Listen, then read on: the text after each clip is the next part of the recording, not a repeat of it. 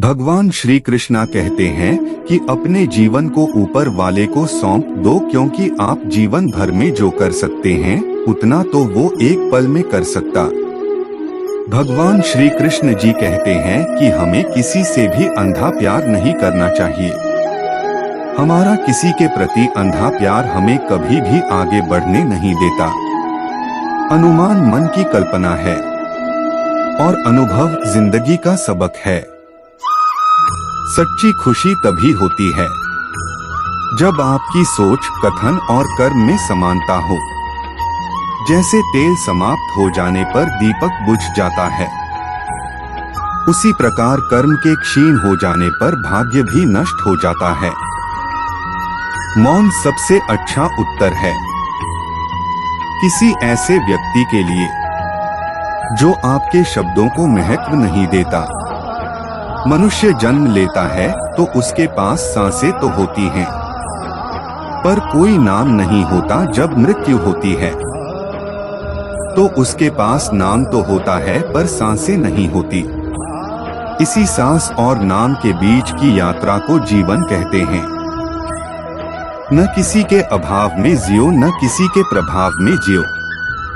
यह जिंदगी है, आपकी अपने स्वभाव में जियो। यह कहानी महाभारत के युद्ध के प्रारंभ होने से पहले युद्ध भूमि को तैयार किया जा रहा था। कुरुक्षेत्र की भूमि को समतल बनाया जा रहा था, पेड़ों को हटाया जा रहा था। उस युद्ध भूमि का मुआयना करने के लिए एक दिन पहले निरीक्षण करने के लिए भगवान श्री कृष्ण और उनके मित्र धनुर्धर अर्जुन पहुँचे। वो मुआयना कर रहे थे, देख रहे थे तैयारी किस तरीके से चल रही है। तभी एक चिड़िया उड़ती उड़ती आई और भगवान श्री कृष्ण के पास आकर के बोली कि भगवान, मुझसे क्या गलती हो गई? मेरी दुनिया आपने उजाड़ दी। यहाँ युद्ध भूमि को तैयार किया जा रहा है, पेड़ों को गिराया जा रहा है। एक हाथी ने आकर के मेरा पेड़ गिरा दिया। मेरा घोंसला उस पर था, वो घोंसला गिर करके जमीन पर आ गया। उसमें नन्हे नन्हे बच्चे हैं। हमारी जान बचा लीजिए भगवान, अब सब कुछ आपके हवाले है। भगवान श्री कृष्ण ने कहा कि मैं इसमें क्या कर सकता हूँ? मैं तुम्हारी मदद नहीं कर सकता। यह तो नियति का पहिया है, समय का पहिया घूमता चला जाता है। इसमें मैं क्या कर सकता हूँ बताओ? वो चिड़िया रुआंसी होकर के बोली कि भगवान, मुझे बस एक इजाजत दे दीजिए। भगवान ने कहा कि बोलो, क्या पूछना है, क्या इजाजत चाहिए? तो उस चिड़िया ने कहा कि भगवान, मैं आप पर विश्वास तो कर सकती हूँ ना? भगवान ने हाँ भरी। अगले दिन युद्ध शुरू हुआ और युद्ध की शुरुआत से पहले भगवान श्री कृष्ण ने अपने दोस्त अर्जुन से कहा, अपने मित्र से कहा कि मुझे अपना धनुष और एक तीर दे दो, एक बाण दे दो। अर्जुन ने अपना धनुष सौंपने से पहले पूछा कि केशव, आपने तो प्रतिज्ञा ली थी कि आप शस्त्र नहीं उठाएंगे, क्योंकि अर्जुन की भगवान को शस्त्र क्यों उठाना पड़ रहा है? ऐसा क्या हो गया? तो भगवान श्री कृष्ण ने कहा कि उस सामने हाथी देख रहे हो, उस हाथी ने उस चिड़िया का घोंसला गिराया, उस पेड़ को नष्ट कर दिया जिस पर उस चिड़िया का घोंसला था।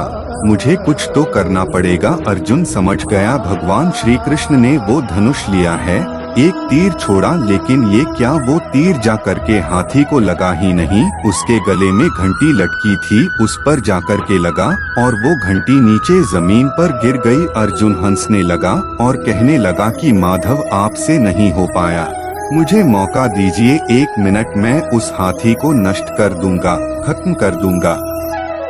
भगवान ने कहा कि नहीं, नहीं हो गया, बस इतना काफी था। अर्जुन ने भी ज्यादा सवाल जवाब नहीं किए। 18 दिन तक युद्ध चला और उसके बाद में जब पांडवों की जीत हुई तो एक बार फिर से उस मैदान को साफ किया जा रहा था, क्योंकि काफी युद्ध के बाद में जो नुकसान हुआ था, बहुत सारा सामान गिरा पड़ा था, साफ सफाई चल रही थी। भगवान श्री कृष्ण एक बार फिर से अपने दोस्त, अपने मित्र अर्जुन के साथ में उसी भूमिका करने के लिए निकले और अर्जुन से कहा कि एक काम कीजिए, मेरे रथ से उतरिए और जाकर के नीचे वो जो घंटी रखी है उसको हटा दीजिएगा। अर्जुन चौंक गया कि हमने युद्ध जीत लिया है, हम इतने महान बन चुके हैं और यह मुझे एक घंटी उठाने के लिए युद्ध भूमि की साफ सफाई करने के लिए कह रहे हैं।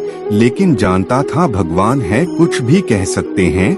रथ से नीचे उतरा जाकर के उस घंटी को उठाया, साइड किया और जैसे ही उस घंटी को उठाया वैसे ही उसके नीचे से नन्हे नन्हे बच्चे चिड़िया के फड़फड़ाते हुए उड़ान भर ली। उन्होंने उड़ गए। जो अपने मन पर नियंत्रण नहीं रखता वह स्वयं का शनै शनै शत्रु बनता जाता है। बुद्धिमान व्यक्ति को समाज कल्याण के लिए बिना आसक्ति के काम करना चाहिए। स्वार्थ संसार का एक ऐसा कुआं है जिसमें गिरकर निकल पाना बड़ा कठिन होता है। सेहत के लिए योग और किसी की जरूरत पर सहयोग, दोनों से ही जीवन बदलता है। दुष्ट लोग अगर समझाने मात्र से समझ जाते तो यकीन मानो महाभारत कभी ना होता। मनुष्य अपने विश्वास से निर्मित होता है, जैसा वो विश्वास करता है वैसा वो बन जाता है। मान अपमान, लाभ हानि, खुश हो जाना या दुखी हो जाना, यह सब मन की शरारत है जिसे तुम अपना समझकर मग्न हो रहे हो। बस यही प्रसन्नता तुम्हारे दुखों का कारण है। उस इंसान का मंजिल से भटक जाना तय है जिसकी संगत में नकारात्मक लोग रहते हैं। प्रेम सदैव माफी मांगना पसंद करता है और अहंकार सदैव माफी सुनना पसंद करता है। भगवान श्री कृष्ण के विचार, सिर्फ दिखावे के लिए अच्छा मत बनो, मैं आपको बाहर से नहीं बल्कि भीतर से जानता हूँ। जो इस लोक में अपने काम की सफलता की कामना रखते हैं वे देवताओं का पूजन करें। व्यक्ति जो चाहे बन सकता है यदि विश्वास के साथ इच्छित वस्तु पर लगातार चिंतन करें। शब्द उतने ही बाहर निकालने चाहिए जिन्हें वापस भी लेना पड़े तो खुद को तकलीफ न हो।